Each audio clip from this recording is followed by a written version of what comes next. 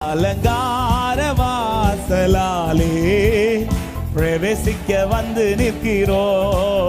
தேவ வீட்டின் நன்மையாலே நிரம்பிட சேர்ந்து சொல்லுவோம்.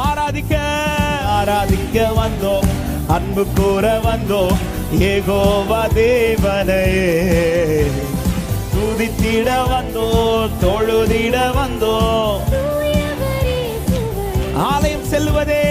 ஆலயம் செல்லுவதே அது மகிழ்ச்சியை தந்தி. எத்தனை பேர் உண்மையா சொல்ல முடியும்?